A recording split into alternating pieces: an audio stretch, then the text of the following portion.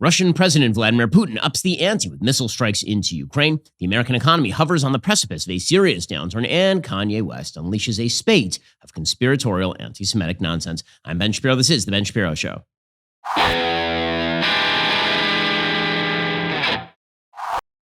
This show is sponsored by ExpressVPN. It's time to stand up against big tech. Protect your data at expressvpn.com/Ben. Well, as you know, with the midterms coming up, there's something you should keep in mind. Every dollar you spend is a vote. You are casting those votes over and over again for companies who work hard to undermine your values. For example, Verizon Wireless customers, you're supporting a company that canceled One American News because they supported President Trump. AT&T customers, your wireless provider doesn't just support CNN, they actually own CNN. T-Mobile customers, your CEO openly advised Democrats on how to beat Trump in the 2020 election. Why don't you spend your money with people who don't actually hate you? Give it to Pure Talk instead. Pure Talk not only believes in conservative American values, they also give you the best service at a low cost. Unlimited talk, text, plenty of data for just $30 a month. The average family saves almost $1,000 per year. I am a Pure Talk customer. You can switch over now. They've got the same network, same coverage, same phone, and a lower bill, and 30 days of a risk-free trial. Switching to Pure Talk only takes 10 minutes. It is a no-brainer. Your coverage is going to be just as good as the other guys because they use one of the tower networks of the other guys. Now is your chance to show corporate America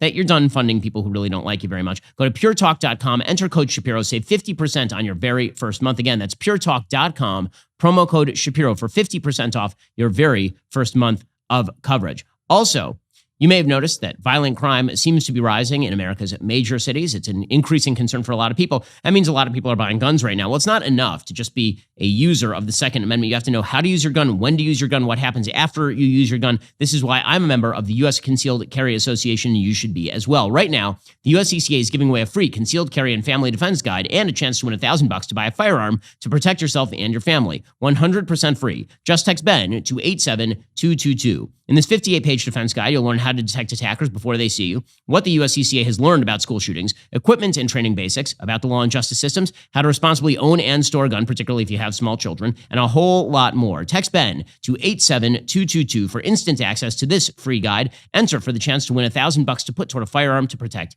your family. Again, text Ben to 87222 right now. I'm a member of the U.S. Concealed Carry Association because I need to have the knowledge and the defense abilities to take care of my family. Text Ben to 87222, get instant access to the free family guide, and enter for a chance to win $1,000 to put toward a firearm to protect your own family today. Well, we begin in Ukraine, where Vladimir Putin has upped the ante. He's firing missiles again into Kyiv. He's aiming at civilian centers. This is perfectly predictable behavior from Vladimir Putin, who has to up the ante because, after all, were he to completely lose the war in Ukraine, it would probably destabilize him inside Russia. We actually don't know what would happen next if things were to be destabilized in Russia. It is possible that somebody like Viktor Shoigu, who is the head of his military intelligence operation, would take over. That guy may be worse than Putin is. It is possible that the country would itself fragment because there would be no centralized authority where Putin to go. This is not a case for Vladimir Putin remaining in power. It is a case for a little bit of caution when it comes to predicting what happens next in the aftermath of world-changing cataclysmic events. Vladimir Putin trying to stave that off by ramping up the amount of brutality he's inflicting in Ukraine, simultaneously waiting for the winter to come. The entire Putin strategy has been for months, now that it was clear that he made a miscalculation in going into Ukraine. He thought it was going to be a cakewalk. It was not a cakewalk. Instead, something like 40, 50,000 Russian troops have died in Ukraine, which is an insane number of troops. It also happens to be clear that the Russian military has been exposed here as a second-rate military. That actually shouldn't be a shock, because the truth is that the Russian military has been a second-rate military for pretty much all of human history. When you talk about its intervention into wars, its main advantage has been just the number of bodies it can bring to bear. But in terms of tactics, in terms of military weaponry, it has always been an army that is more reliant on other people overstretching than on its own tactical brilliance or technical achievements.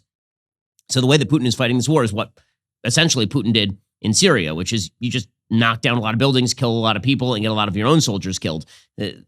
This is not unpredictable in any way. His strategy is get to the winter, hope that the Western and Eastern Europeans are frozen out because of their lack of oil and natural gas supplies, because they idiotically decided to outsource their environmental and energy policy to a Swedish young child, stupid person. And Putin's hope is that eventually the coalition just fractures and he's able to claw back some sort of victory that he can go home to his people with. The G7 is trying to hold it together right now. According to the U.S. Sun, G7 leaders have vowed to hold Putin responsible following the missile strikes in Ukraine. Vladimir Zelensky, the Ukrainian president, has urged leaders to strengthen the overall effort to help financially with the creation of an air shield for Ukraine. In a statement, the group said their meeting with Zelensky had taken place, quote, against the backdrop of the most recent missile attacks against civilian infrastructure in cities across Ukraine. Quote, we condemn these attacks in the strongest possible terms and recall that indiscriminate attacks on innocent civilian populations constitute a war crime. We will hold President Putin and those responsible to account. Now, unclear exactly what they mean by that. Do they mean they're going to haul him up in front of the International Criminal Court? Do they mean they're going to try to depose him? Do they mean that they're going to ramp up offensive weaponry for Ukraine? None of that is clear. And under the surface, cracks are beginning to emerge because, as it turns out, indefinite war is not something that the West really likes to engage in, particularly when it has significant domestic costs in terms of your economy, in terms of the durability of your administration. We've seen a bunch of elections that are going against the left in Europe. And one reason is because energy prices are just so high. And so that means that a lot of the right-wing politicians are like, guys, why is Ukraine the chief issue when you cannot even heat your home as the winter starts to cool things down? According to the Washington Post, President Biden is now scrambling to avert cracks in the pro-Ukraine coalition. He's held hours of conversations in recent months with the Indian Prime Minister Narendra Modi, South African President Cyril Ramaphosa, and other foreign leaders who have not always supported the Western coalition in support of Ukraine, urging them to stand firm against Russian President Vladimir Putin. Whether through Biden's efforts or not, the White House was pleasantly surprised when Modi confronted Putin at a summit last month, lecturing him that today's era is not of war and Putin should move on to a path of peace. Comments unusual for a leader who has gone to great lengths to remain neutral in the Russia-Ukraine conflict, according to a senior White House official. As these discussions show, Biden is now pushing hard to hold together what has become a central mission of his presidency, maintaining the global and domestic coalition supporting Ukraine. So the White House is saying, we're holding this together because we got Modi in India to say some mean words to Putin, which that's not how this works. India continues to buy extraordinary amounts of oil at discount prices from the Russians. So I love that the White House is trotting out kind of secret spokespeople to the Washington Post. Look what a great job we're doing with India is continuing to fund the war indirectly by, of course, buying oil from Russia. Now, the real question in all of this is, why precisely aren't they buying their oil from us, considering the United States is the leading energy producer on planet Earth? And the answer, as always, is bad environmental and energy policy led by the left in the United States. According to the Washington Post, as the war heads into its first winter, probably a bitter and brutal one, some U.S. allies face economic headwinds fueled by the war, while at home some Republicans voice skepticism about the billions in aid going to Ukraine. These efforts face a major test Wednesday when the UN votes on a draft resolution condemning Russia's annexation of 4 parts of Ukraine. Biden and U.S. officials have been working to convince non-aligned countries in Latin America, Asia, and Africa to refrain from taking a neutral position and condemn the Kremlin outright, an effort analysts said might be bolstered by Russia's barrage of missile attacks Monday on Kyiv and other Ukrainian cities. By the way, it is important to note here that while we talk about how Western powers have solidified in the face of Russian aggression here, if you're talking about sort of the global breakdown here, the best that the U.S. is hoping for here is that about half of UN member states will actually condemn Russia, 100 of 193, which means there are 93 countries the U.S. is basically just written off as probably in the non-aligned or aligned with Russia camp, which is not a great number, to be honest with you. That is because the United States has offered no carrots and no sticks. Basically, we're just like, our moral suasion will lead countries in Latin America and Africa to be friends. Moral suasion counts for very little when you're talking about the realpolitik of international geopolitical affairs.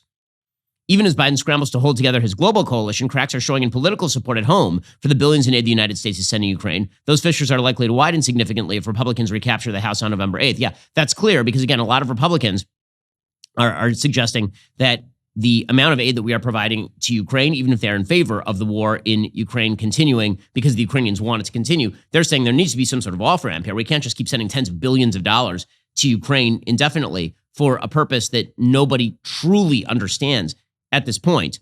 A Pew Research poll shows the share of Americans who are extremely or very concerned about a Ukrainian defeat fell from 55% in May to 38% in September. Among Republicans and Republican-leaning independents, 32% say the United States is providing too much support for the war, up from 9% in March. That's, of course, because as the economy sinks into the mire in the United States, there's a lot less money to play with. When everything is a boom town, it's easy to toss tens of billions of dollars at Ukraine. When you look around and jobs are going to start being lost in the very near future here, people are saying, why are we spending all this money over there for an outcome that is not particularly clear? What exactly is the off-ramp? And this is the really big problem here. Even if you're supportive of Ukraine, I'm supportive of Ukraine. I think that funding the Ukrainian military in its war against Russia is a good thing to do. There needs to be an off-ramp. What exactly is the endpoint here? And when you continue to say there is no endpoint other than Russia loses, you have to define what it means for Russia to lose. So Joe Biden, he did an interview with Jake Tapper last night, and he made a couple of comments that are truly unhelpful. So comment number one, he suggested that the solution here is for Putin to take his marbles and go home. And his suggestion is that if that happens, then Putin can probably hold on. So that's what we're going for. Got some pretty loose talk about how foreign policy works. Here is Joe Biden. His back is against the wall. There are questions about how rational he is. He already was a brutal dictator. What is the off-ramp? Is there any acceptable way that he can leave, in his mind, without seizing territory in a way that would not be acceptable to Ukraine? I don't know what's in his mind, but clearly he could leave. He could just flat leave and still probably hold his position together in Russia. Would you be willing to meet with him at the G20? Look, I have no intention of meeting with him, but for example, if he came to me at the G20 and said, I want to talk about the release of Griner, I'd meet with him. I mean, it would depend, but I can't imagine. Look, we've taken a position. I just did a G7 meeting this morning. The idea, nothing about Ukraine without Ukraine. So I'm not about to, nor is anyone else prepared to negotiate with Russia about them staying in Ukraine, keeping any part of Ukraine, et cetera. So there's no off-ramp here. I mean, that's what Biden is saying. What Biden is saying is there is no off-ramp here. And when he says things like, Putin could probably just go home and he'd probably be okay, that's pretty speculative, is it not? I mean, that is Joe Biden trying to assess whether Vladimir Putin would hold on to domestic power. Maybe Putin doesn't have the same calculation since he's the actual dictator in charge of a country. Maybe Putin is a little more worried. He's less sanguine about his ability to hold on to power should this Ukrainian war fail than Joe Biden is, because Joe Biden wants Vladimir Putin to lose the war and has already said publicly that he doesn't want Vladimir Putin to remain in power. So is it possible that Joe Biden is being, I'd say, a little bit too pithy about Vladimir Putin's interest in this war and what Vladimir Putin is likely to do next? And what this is leading to, I mean, listen, everybody knows how this war is going to end. The way this war is going to end is that Russia is going to retain some of the territory that it took in 2014. Putin is going to declare victory to his people. Zelensky is going to declare victory to his people, and everybody's going to go home. That's the way this war is going to end. Everybody knows this. It is just a question of how we get to that endpoint. Okay, Crimea is not going to be returned to Ukraine. Areas of Luhansk and Donetsk, some will return to Ukraine, some will not return to Ukraine. The notion that this war is going to end with a complete Russian surrender is fantasy. It's not going to happen. And if it were going to happen, then I have serious doubts as to whether Vladimir Putin would not use a tactical nuclear weapon on the battlefield. What would his interest be in not doing that? Considering that the best way to hang on to power, as is being shown by Kim Jong-un in North Korea, is fire off a missile test once in a while and have a nuclear weapon. And Russia happens to have 2,500 nuclear weapons at the tip of intercontinental ballistic missiles. What Biden is saying here makes no sense. What makes absolutely no sense is the position that is now being articulated by the White House to the Washington Post. Quote, when asked how long the United States can be expected to pour billions into the war effort, Biden and his top aides frequently say as long as it takes. Privately, U.S. officials say neither Russia nor Ukraine is capable of winning the war outright. But they've ruled out the idea of pushing or even nudging Ukraine to the negotiating table. They say they do not know what the end of the war looks like or how it might end up or when, insisting that is up to Kyiv. Well, is it up to Kyiv considering that we're the ones who are footing the bill for this war effort? That's an amazing statement. We don't know how it's going to end. We don't know what the end of the war looks like, but we're going to continue pouring money into the war. Now, listen, I understand what the American interest is in continuing to fund a war in which Ukrainians and Russians are dying in very large numbers. The American interest geopolitically is weaken Russia, which takes Russia off the table as a second threat with regard to China, alienate Europe from China, bringing Europe back into the American camp. Like, all of that makes perfect sense, but those goals have been achieved. Okay, those goals are already done. Now the question is going to be, what does the off-ramp look like? And there is no off-ramp. See, if Biden had any sort of political courage at all, which he does not, if Joe Biden were not a coward politically, what he would do right now is he would take the hit. He would say, listen, there's got to be an off-ramp here, right? Europe is about to go into a serious recession. The United States is about to hit a very serious recession. A lot of that is driven by energy policy. We need to come to some sort of terminus to this war. What that means is that we are going to push Ukraine and Russia to the negotiating table to a solution that everyone already knows is going to be the endpoint of this conflict. We're going to do it. And what the reason that would require courage is it would require Joe Biden to take the political hit. It would require him to be the bad guy to Zelensky. He would have to say to Zelensky, listen, you're not going to get everything you want from this war. You're going to have to just deal with the fact that Crimea is going to end up in Russian hands. You may have to end up with formally non-aligned status, although we will guarantee your security, for example, in case of another foreign invasion. Right? There might have to be some tough words said between Joe Biden and Vladimir Zelensky. Why? Because Zelensky can't go back to his own people at this point and say that he is making concessions to the Russians. He needs to be able to say that Biden has forced him into concessions to the Russians. Right? That's the game that's being played right here. But Biden doesn't have the stomach for that. So instead, we're just going to continue to cut checks for a war that doesn't really have an endpoint. And again, that's an amazing statement from the Washington Post. They're saying they do not know what the endpoint is. They do not know what the off-ramp looks like. They do not know what the goal is of the war anymore. And yet they're continuing anyway. Pretty astonishing stuff. And meanwhile, Joe Biden is asked about Jake Tapper. Last week, Joe Biden did a fundraiser, a DNC fundraiser, at which he pretty much explained that Vladimir Putin might use nukes and that he takes that threat pretty seriously. And Jake Tapper asked a question that I would ask Joe Biden. He asks, well, Joe, when you say that you take Putin's threat of nuclear weapons use seriously, aren't you giving him the ball, right? Aren't you basically saying that he is in control of what happens next? And Biden tries to kind of shimmy his way out of it unsuccessfully. Do you think in any way discussing this type of thing publicly, openly, Putin's possible use of nuclear weapons, might have the opposite effect of what you want? It might make some of our wobblier European allies be even more scared of confronting Putin. Well, no, I don't think so at all. I think, look, it was a directed, when I'm talking to Putin. He, in fact, cannot continue with impunity to talk about the use of a tactical nuclear weapon as if that's a rational thing to do. The mistakes get made, and the miscalculation could occur. No one can be sure what would happen, and it could end in Armageddon. That's an amazing, amazing statement by Joe Biden. Again, his continued mistakes get made, things could happen. That's not what he said. What he said is Armageddon could be around the corner because Putin could use nukes. Even Max Boot, who has become a Joe Biden sycophant, he wrote in the Washington Post today, in seeking to deter Putin from using nuclear weapons, Biden might be unwittingly amplifying the Russian dictator's threats with doomsday talk and speculation about what kind of an off-ramp we can offer.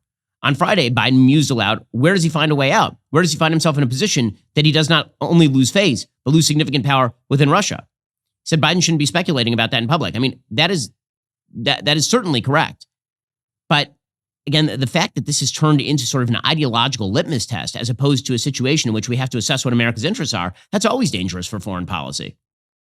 You can tell, by the way, that this has become an ideological litmus test when Randi Weingarten, the head of the American Federation of Teachers and the woman responsible for a 2-year shutdown in American schooling over masking of children for no apparent reason, announced that she was waking up in Ukraine and she was going to visit the country. Like, what is Randi Weingarten doing in Ukraine?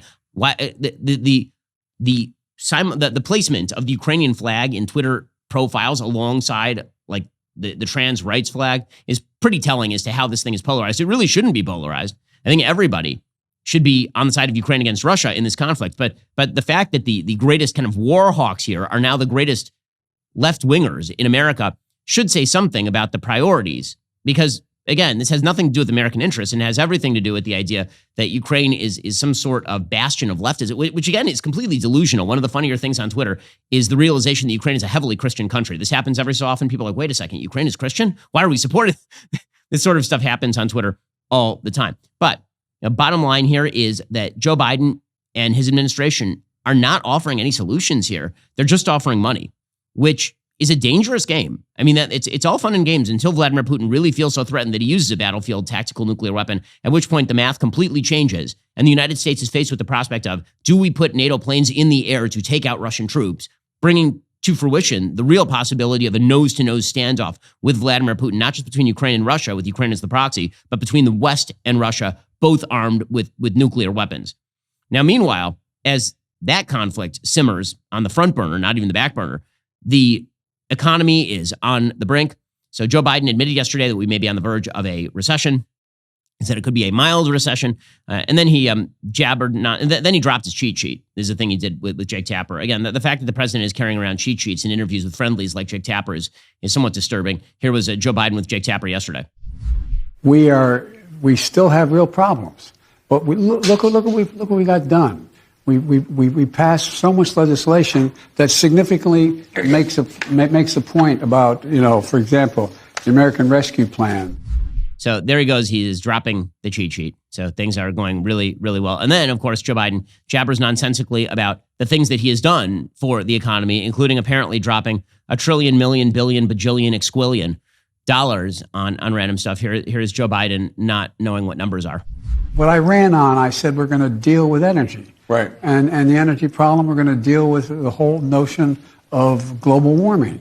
We passed $368 billion worth of help, which, as the same bankers talk about, is going to bring $1.7 trillion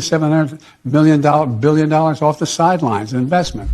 We'll get to more on this in just 1 second. First, did you know there are currently over 2.4 million podcasts in the world, including the one you are listening to right now? But there are very few at this level of success. Why? Well, because we have the world's best employees. And how exactly did we get those employees? Well, we used ZipRecruiter. Hiring the right person is important. ZipRecruiter makes it very easy. Try it for free at ZipRecruiter.com/DailyWire. This is how you get a staff that is willing to go with you on the road to Jerusalem in the middle of the holidays and stay up till all hours of the night cutting audio. You go to ZipRecruiter.com/DailyWire. ZipRecruiter does the work for you. ZipRecruiter uses its powerful technology to find and match the right candidates up with your job. You can easily review these recommended candidates and invite your top choices to apply. ZipRecruiter has a complete suite of tools that makes it easy to filter, review, and rate your candidates. 4 out of 5 employers who post on ZipRecruiter get a quality candidate within day 1. If you're a fan of the show and you want to try ZipRecruiter for free, you need to remember my special URL, ZipRecruiter.com/DailyWire. That's ZipRecruiter.com/DAILYWIRE. ZipRecruiter is indeed the smartest way to hire. Head on over to ZipRecruiter.com/DailyWire and try it out for free. Also, I always appreciate hearing from my listeners when it comes to the sponsors of this show. One of those listeners, Kelly, shared her success story with American Financing. She accessed her home equity to pay off credit card debt. American Financing not only helped her do that, they also saved her $675 a month. That is a big monthly savings. The ability to get out of debt. These are both attainable goals for you as well. You have to call American Financing and find out what they can do for you. Talk to a salary-based mortgage consultant right now. See how much you can save. American Financing will look at your entire financial picture from your home loans, your equity, even your high-interest debt. They'll review all of it. No upfront or hidden fees, no pressure or obligation. It only takes about 10 minutes. You can close in as little as 10 days. Call 866-721-3300. That's 866-721-3300 or visit AmericanFinancing.net, NMLS 182334, NMLSConsumerAccess.org. Again, visit AmericanFinancing.net to get started or give them a call at 866-721-3300 and find out how they can help your financial future, help you get out of debt, help you access some of your home equity. Go to 866-721-3300 or AmericanFinancing.net to get started today. Well, meanwhile, it's becoming clear that we are on the verge of a very serious recession in the United States. CNN is reporting that Bank of America says the United States economy is going to start losing about 175,000 jobs per month. So we have now hit the point at which the interest rates have ramped up sufficiently to ramp down demand in the economy. When that happens, the jobs start to get lost. This is the predictable effect of an inflation bubble that is being pricked by the Federal Reserve. Overspending by the Biden administration has some actual costs, and those costs are starting to come to fruition right now. Here is CNN reporting. Bank of America issues this warning saying that sometime not too far from now, I guess next calendar year, we're seeing job gains right now, but they say we can see job losses of 175,000 jobs a month. I have this annual jobs growth chart that I think is really amazing. It shows you we've already got 3.8 million jobs added this year. That's monster job creation the past couple of years. And that is in and of itself inflationary. What Bank of America and others are saying is that number is going to slow dramatically. I love that they're trying to spin this as, look how much job creation was. Okay, guys, all that happened is that the economy tried to get back to normal and Joe Biden blew it. The economy was going back to normal after an artificially induced coma. And now Joe Biden has blown it to the point where we're now going to enter a recession that literally no one had predicted 2 years ago. It was not on the table. No one was talking about the possibility of recession in 2022, 2023. Now, there are people on the left who are whining that the Federal Reserve is doing too good a job in crushing inflation, despite the fact that the inflation statistics still have not really come down yet. They're saying that the Federal Reserve is doing too harsh a job in terms of raising those interest rates. According to the Washington Post, first, the Federal Reserve missed inflation. Now, a growing number of critics say the central bank could be outrunning it. Scrambling to rein in soaring consumer prices, the Fed is moving at the most aggressive pace in decades. Officials have hiked rates 5 times since March. 2 more big increases will come by the end of the year. As warnings rise that the economy could soon tip into a recession, Fed leaders say they won't let up, even at the risk of a softening job market, a recession, and financial pain for American families and businesses. In a bit of whiplash, a buildup of economists and Fed experts have started arguing the central bank is now moving too forcefully to slow the economy and overcorrecting for past mistakes. Now, many of the people who are complaining about all of this happen to be people on the left who are very much in favor of very easy monetary policies for quite a long time. They are afraid that because the Fed is focused so strongly on knocking down the inflation rate, they're going to tip the economy into a much more serious recession than is possibly necessary.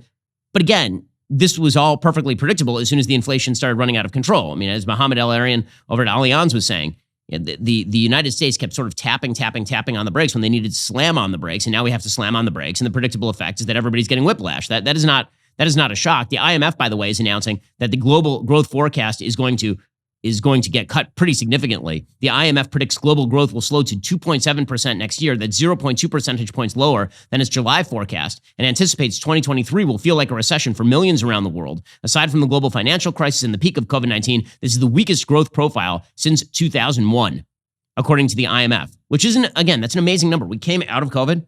Everybody was ready to shop. Everybody had buildup of trillions of dollars because governments had just put money in people's bank accounts. And now we are looking at the weakest growth profile since 2001, aside from the real estate crash of 2007, 2008, and COVID-19. That's amazing. The report said, quote, the worst is yet to come. For many people, 2023 will feel like a recession. Yeah, this is what happens when you pursue garbage spending policy for years on end. And meanwhile, the Biden administration continues to run the economy in the stupidest possible way. I mean, as Noah Rothman over at Commentary Magazine says, obviously the Biden administration has been cursed by some sort of economic witch because everything is now coming to fruition all at once. According to NBC News, the country's third largest freight rail workers union rejected a temporary agreement brokered by the Biden administration to avert a potentially crippling nationwide railroad strike, raising the possibility one could occur next month. So going into the election, it's possible that the railroads shut down, which means all the shipping shuts down, which means massive supply chain issues. So once again, amazing job by the Biden administration, their labor department, their wonderful Secretary of Transportation, Pete Buttigieg, who is not good at his job, but also is gay. In a statement on Monday, the Brotherhood of Maintenance of Way Employees Division of the Teamsters said 56% of its more than 11,000 workers had voted against the tentative agreement. Some of the provisions would allow workers to avoid attendance penalties for routine medical visits and hospitalizations. The proposal included the biggest wage increases in more than 4 decades, but the deal did not address the number of unpaid sick days for which workers would now be eligible, among other issues that were left to be negotiated in the future. So these unions know, because the Biden administration is in power and because the Biden administration is pro-union, because the unions essentially pay for the electoral victory of Democrats all across the nation, they have the Biden administration over a barrel. And so they can negotiate for whatever the hell they want at this point. In a brief statement, the National Carriers Conference Committee, which represents the country's freight railroads in national collective bargaining negotiations, said it was disappointed with the decision. Rejecting the tentative agreement sets in motion a status quo period in which the union will now resume negotiations with large freight carriers. The AP reported the union will delay any strike until 5 days after Congress reconvenes in mid-November to allow time for additional negotiations. Of course they will. So the union is saying we are going to strike, but we're going to hold up just long enough for there to be an election. But be it noted that some sort of confiscatory deal will be signed between the unions and the Biden administration at the end of this road, or there will be a major supply chain issue. Amazing stuff from this administration. Meanwhile, the Biden administration energy policy continues to be hot garbage. So the Biden administration made very clear when they came into office they were going to be warm toward the Iranian mullahs, and they were going to be very, very harsh on the Saudi Arabian government. This has resulted, predictably, in the Saudis drawing away from the Biden administration. That is not a shock. The Saudis defied a U.S. warning ahead of their OPEC plus production cuts. So the United States is basically begging Saudi Arabia to keep pumping, even though the price of oil had already declined. And Saudi's like, no, we're not doing that. We're going to cut our oil output because this is what we do when prices drop. And you guys keep saying that you're our friends. And then I see that you're negotiating with Iran, who is our mortal nemesis. And so the Biden administration, of course, is now yelling at Saudi Arabia, because this is what the Biden administration really does, is they embrace policies that are absolutely contrary to reality. And then when reality manifests, they get very angry at reality. They are my 2-year-old. My 2-year-old, the other day, she asked for sparkling water. We don't have sparkling water at the house. I say to her, we don't have sparkling water. And she just repeats in a much louder voice, I want sparkling water. And I say to her, if you yell about it, is the sparkling water suddenly going to manifest? And she says, I want sparkling water. That is the way that this administration works. They yell at the Saudis. What they want does not manifest because it doesn't make sense for the Saudis. And then they yell at the Saudis some more. That is apparently an actual foreign policy for this administration. According to the Wall Street Journal, days before a major oil production cut by OPEC and its Russia-led allies, U.S. officials called their counterparts in Saudi Arabia and other big Gulf producers with an urgent appeal. Delay the decision for another month, according to people familiar with the talks. Of course, they only wanted to delay it for another month because they wanted to get it past the election. The answer was a resounding no. U.S. officials warned Saudi leaders a cut would be viewed as a clear choice by Riyadh to side with Russia in the Ukraine war, and the move would weaken already waning support in Washington for the kingdom, the people said. Saudi officials dismissed the request, which they viewed as a political gambit by the Biden administration to avoid bad news ahead of the midterms. Yes, clearly that's what Biden was doing. By the way, that's an amazing thing. Remember that time that we talked about how it's really bad for a president to interfere with foreign countries for political purposes. Right? It is super bad for Donald Trump to call up Ukraine and ask them, for example, to go after Hunter Biden in advance of an election because you don't want to manipulate foreign systems for domestic political gain. What does it mean when you have the president of the United States calling up OPEC saying, can you put off that decision on pumping oil, not because it's good for the American people, but mainly because we want to avoid the bad news until just after this election? The way our politics works is really, really broken. The kingdom leaned on its OPEC allies to approve the cut, which is aimed at reducing production by 2 million barrels a day. Adrienne Watson, a National Security Council spokeswoman, rejected Saudi contentions the Biden administration efforts were driven by political calculations. Yeah, sure. I'm sure that Joe Biden had asked for a month delay because it was just a coincidence that we are in early October and the election is in early November. What a coincidence. What an amazing coincidence. On Tuesday, Prince Faisal bin Farhan, the Saudi foreign minister, said the OPEC Plus decision was purely economic and had no political dimensions, but Joe Biden wants to make clear that it wasn't political by yelling at the Saudis. Now, apparently, Joe Biden is going to reevaluate and potentially alter the U.S. relationship with Saudi Arabia following the announcement by the Saudi-led coalition it would slash oil production. So just to get this straight, here's how this started. Joe Biden decided that he was going to yell at the Saudis because Mohammed bin Salman had Jamal Khashoggi, who is a Washington Post columnist, who also is a Muslim Brotherhood fellow traveler, killed in Turkey. Fair enough. He's going to yell at the Saudis about that, but he was going to exclusively yell at the Saudis, and he was going to realign the United States with regard to the Saudis. Then it turns out the United States has pursued a really crap energy policy in which we reduce drilling, we create incentives for companies not to invest in energy production, and then we are reliant on places like Russia and Saudi Arabia for oil. Now, apparently, we're even reliant on Venezuela. We're trying to cut deals with Nicolas Maduro, the dictator of Venezuela, to get him to allow Chevron to continue pumping over there. And then when the Saudis pursue their own interest, we yell at them some more. And that's after Joe Biden goes over there and kisses ass. It's an amazing, amazing failure by the Biden administration. So now what are they doing? They're doubling down. According to White House spokesman John Kirby, quote, in light of recent developments and the OPEC Plus decision about oil production, the president believes we should review the bilateral relationship with Saudi Arabia and take a look to see if that relationship is where it needs to be. So just to be clear about this, we will not place any pressure on Ukraine to come to some sort of terminus in its dealings with Russia. We won't try to force an end to that war, even though we all know how that war is going to end. We're just going to continue to pour money into that war, and people are going to continue to die in that war. We are not going to focus on drilling here in the United States and increasing our energy production. We are not going to rethink our attempts to pursue a deal with, we're not going to do any of those things. We are just going to yell at the Saudis. And we're going to deal with the Venezuelans, by the way. We'll become best friends with the Venezuelans, and we'll yell at the Saudis. If any of this makes any sense to you, I'm sorry that you were dropped on your head as a small child. It makes no sense at all, because the solution to this is all very clear. One, don't alienate historic American allies while pursuing interests of historic American enemies like Iran. Second, pump the damn oil. This is not difficult. But the allegiance of this administration to its own ideological predilections is so deep and so abiding that they feel the necessity to keep doubling down and doubling down and doubling down. This is why in the middle of what is about to become a recessionary cycle, Joe Biden's administration is about to issue a rule that would force gig workers to be treated as employees. This was a proposition in California that nearly killed Uber and Lyft, and now the Biden administration wants to nationalize it. According to the Wall Street Journal, the Biden administration is proposing a new rule that could put more gig workers on company payrolls, scrapping a Trump administration rule from 2021 that made it easier for firms to classify workers as independent contractors. Now, by the way, when you reclassify a worker from IC status to employee status, that costs companies a lot of money. They now have to pay for example, Social Security tax. They now have to pay for healthcare. They have to pay for all these. Now, that sounds wonderful, except that what those companies are going to do is either one, raise prices, or two, cut workers. That is what happens when you increase labor costs artificially, which is precisely what the Biden administration is now looking to do, which is why shares of Uber closed down 10%, Lyft dropped 12%, DoorDash declined 6% on Tuesday. So they're pursuing all of this garbage policy in the face of a looming recession. It's amazing. The stubbornness, my goodness.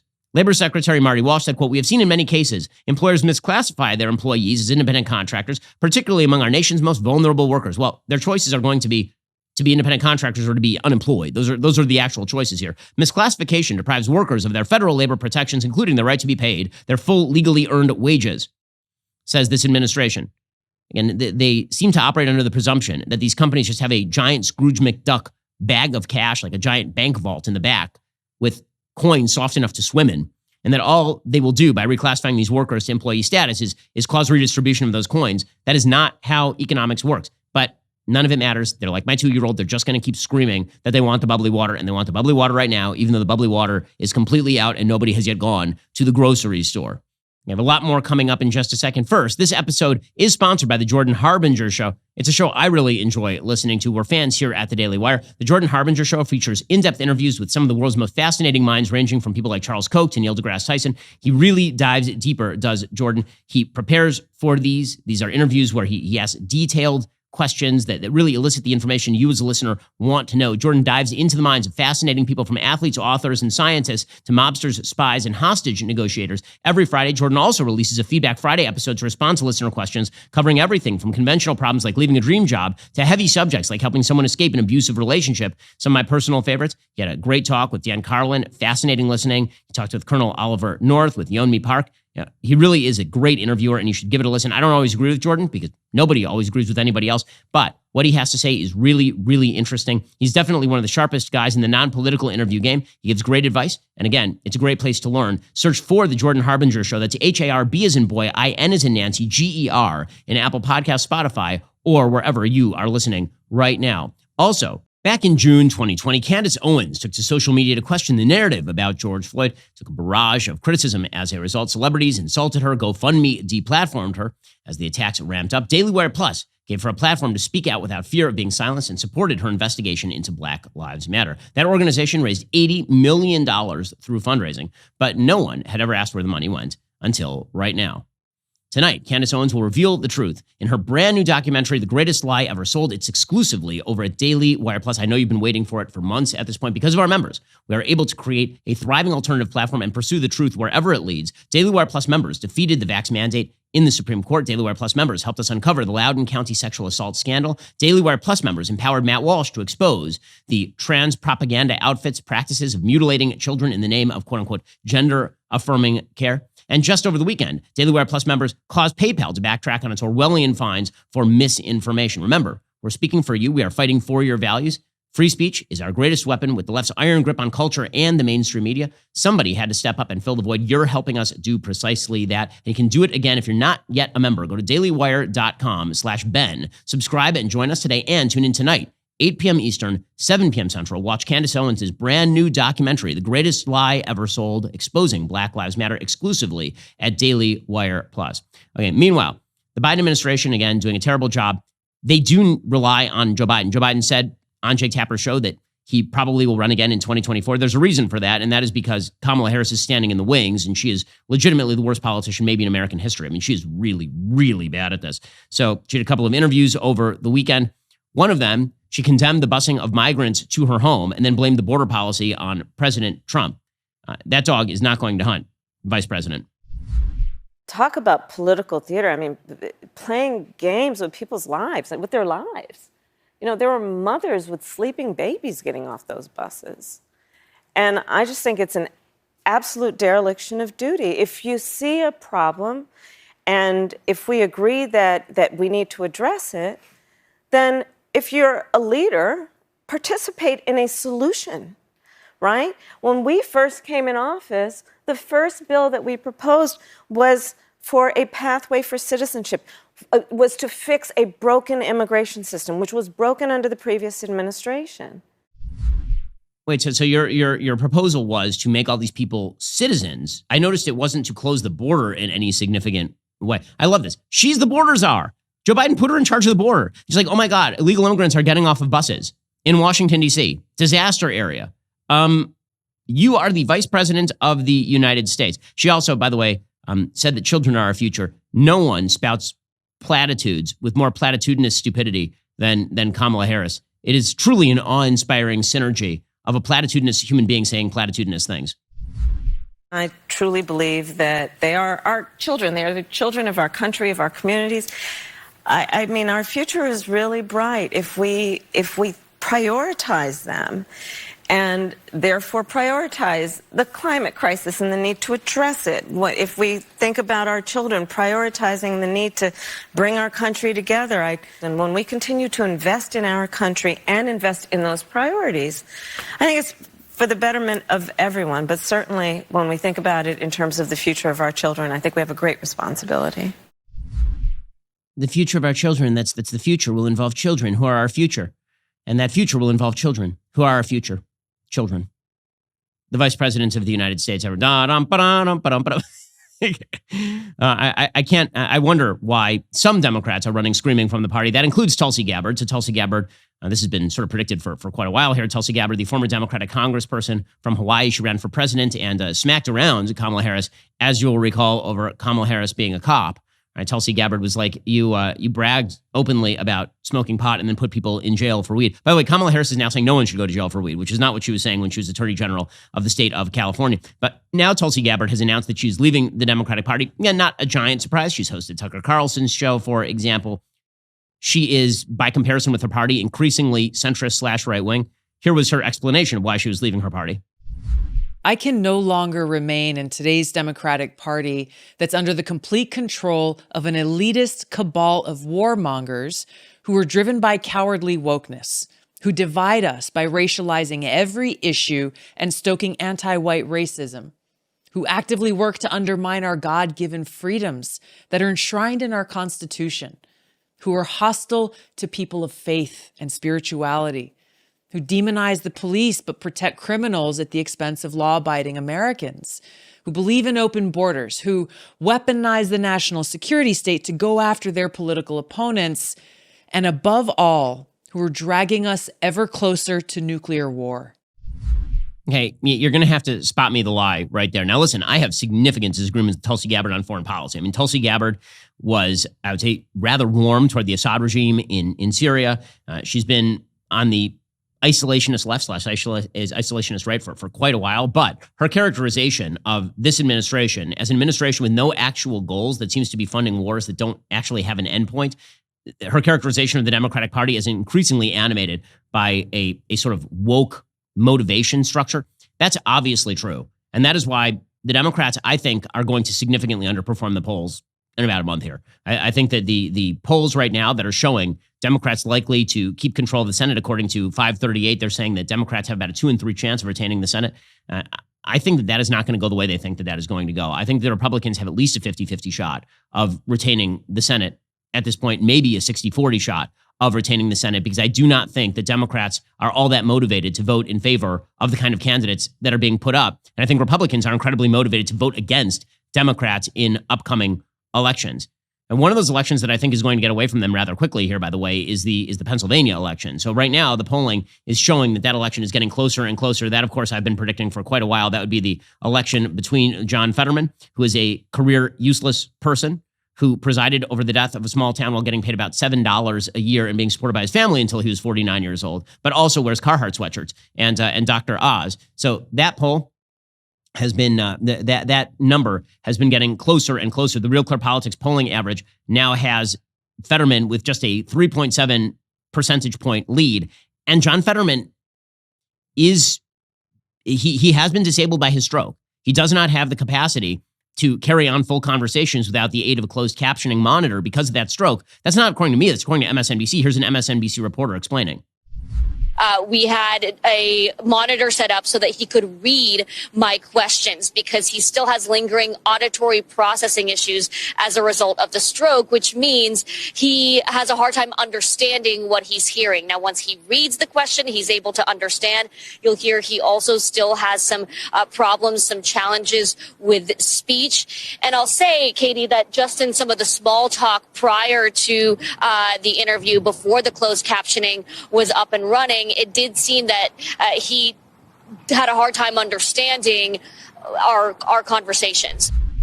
Okay, so again, is this going to cut in favor of John Fetterman? Again, his radical record is being exposed day by day. So I think that Pennsylvania race is no foregone conclusion in favor of the Democrats. And meanwhile, in terms of the backlash has begun. A big victory for the DailyWire Plus team, and particularly for Matt Walsh. According to DailyWire Plus, the Vanderbilt Pediatric Gender Clinic has agreed to pause all gender transition surgeries on minors. According to a letter from the clinic to a Tennessee lawmaker obtained by the Daily Wire, Vanderbilt told the lawmakers it would protect conscientious objectors who work at the facility and don't want to take part in those treatments. Quote, we are pausing gender affirmation surgeries on patients under 18 while we complete this review, which may take several months, the letter says. The clinic says they've done about 5 such gender-affirming surgical procedures per year since the clinic opened in 2018. That follows hard on reporting done by the Daily Wire team, including Matt Walsh, Luke Rosiak, and the rest of the team over at Daily Wire, pointing out that Vanderbilt has been doing gender-affirming, quote-unquote, therapies, which include hormone injections and surgeries, on minors. The executive noted the clinic had relied on leading medical specialty organizations like the World Professional Association of Transgender Health. WPATH is a propaganda outfit. It is not a medical outfit.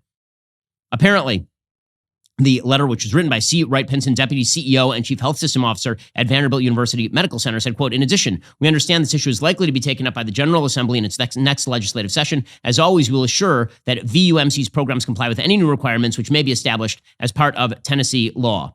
Governor Bill Lee, the governor of Tennessee, tweeted out, we should not allow permanent life-altering decisions that hurt children. With the partnership of the General Assembly, this practice should end in Tennessee. And that, of course, is exactly right. Matt Walsh said, today is an enormous victory in the battle to protect children from mutilation and abuse. We are winning the struggle against one of the greatest evils mankind has ever known. The fight is far from over. That, of course, is true as well. Meanwhile, new reporting on Black Lives Matter. According to Jazz Shaw, Black Lives Matter is spending yet more money on housing for its co-founder, Patrisse Cullors.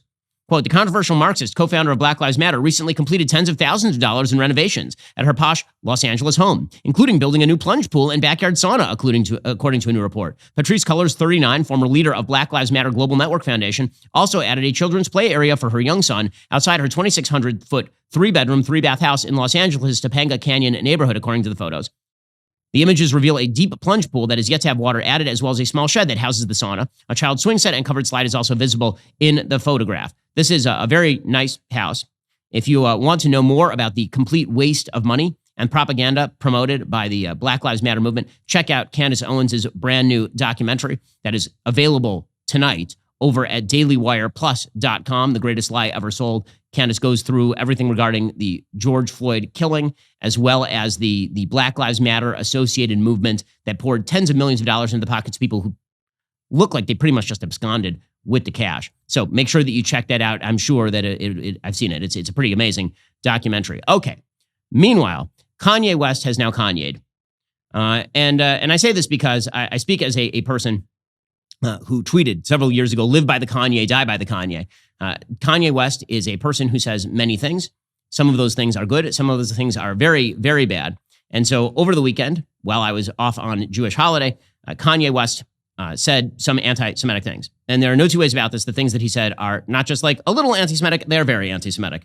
So Kanye West began with something that was questionable but not anti-Semitic.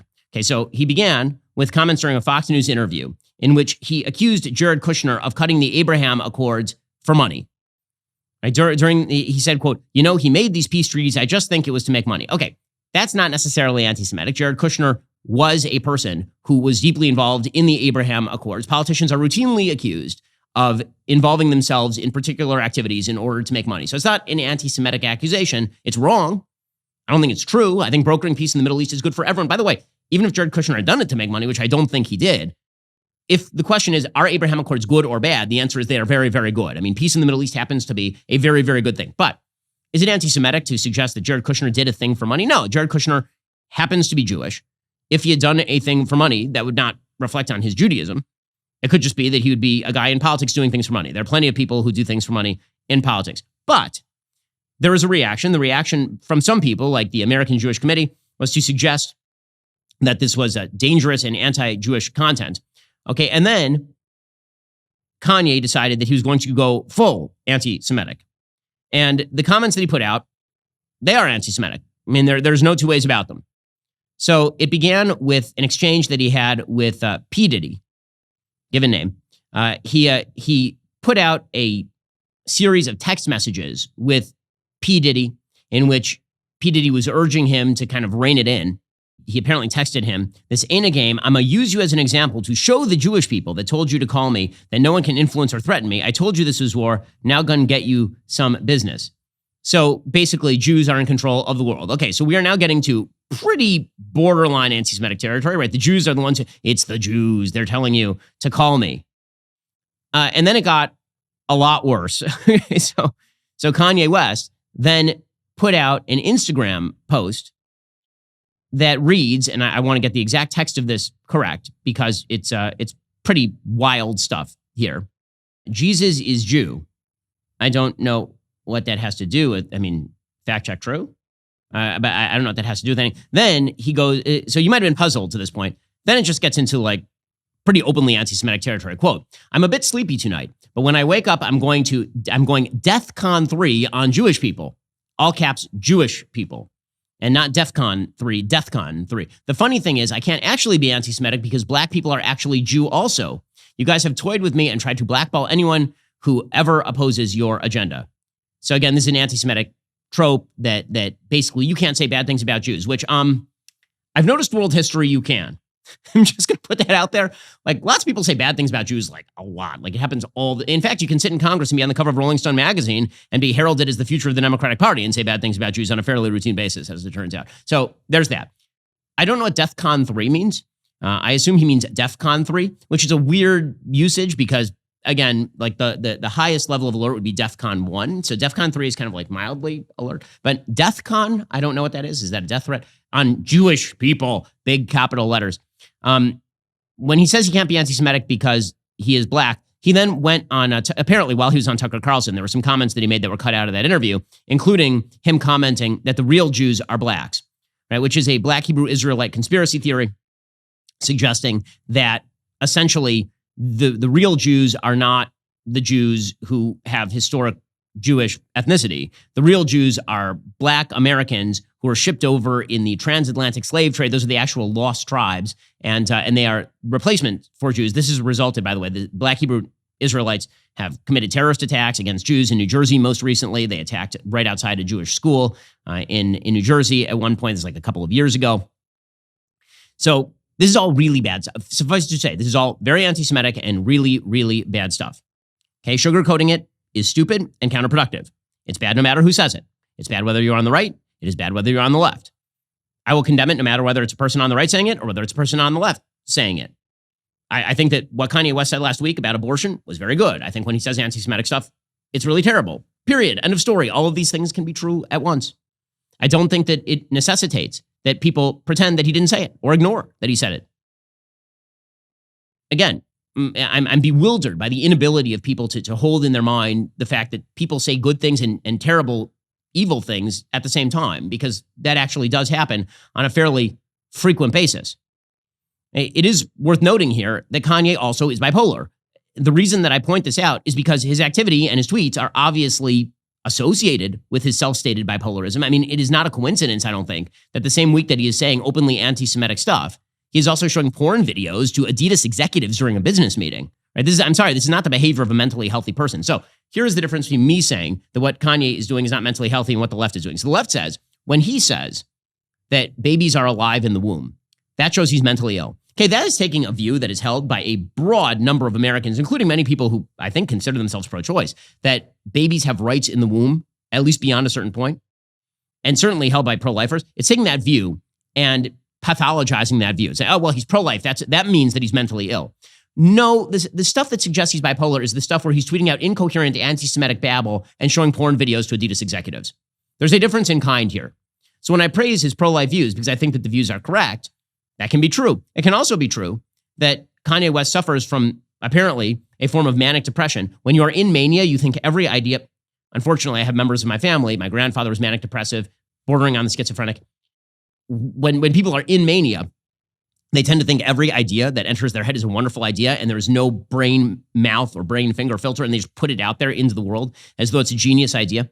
And this obviously characterizes what Kanye West is doing right now. Some of what people, when they are manic, are saying may be correct, kind of like Lear's fool, and some of what they're saying is just crazy. And so when Kanye West says this, is he expressing an anti-Semitic thought? Absolutely. Is he an anti-Semitic person, or is his bipolarism taking control, or does he have these belief systems that are manifesting and coming out now that the brain-mouth filter is gone? That may well be the case. I will note, by the way, that the amount of attention that's being paid to Kanye West's anti-Semitic comments by the media far outpaces the amount of attention that's been paid to the systematic attacks on Jews in Williamsburg, New York, by Black Americans over the course of the last several years, right? That's stuff that you don't talk about in the New York Times. Kanye says an anti-Semitic thing that's top of mind. I understand Kanye's a very public figure.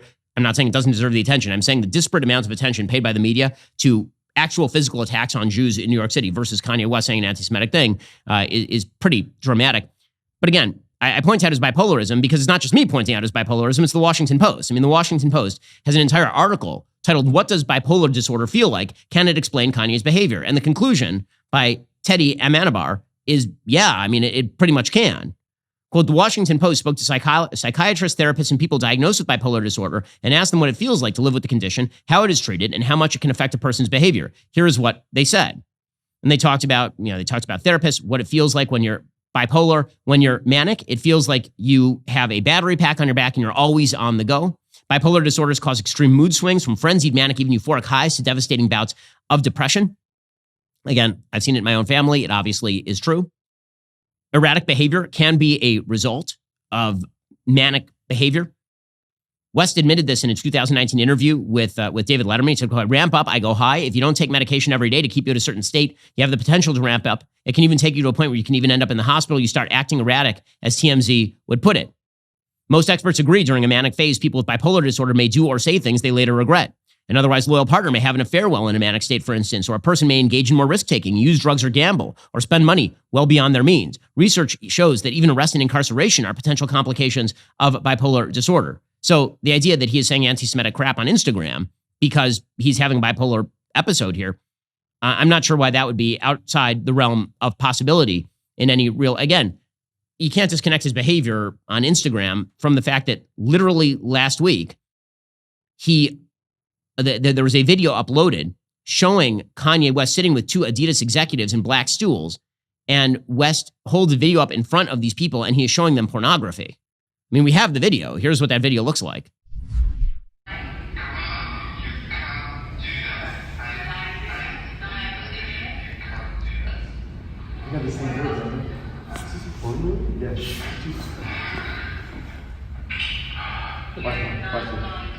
Kanye's putting it right in the guy's face.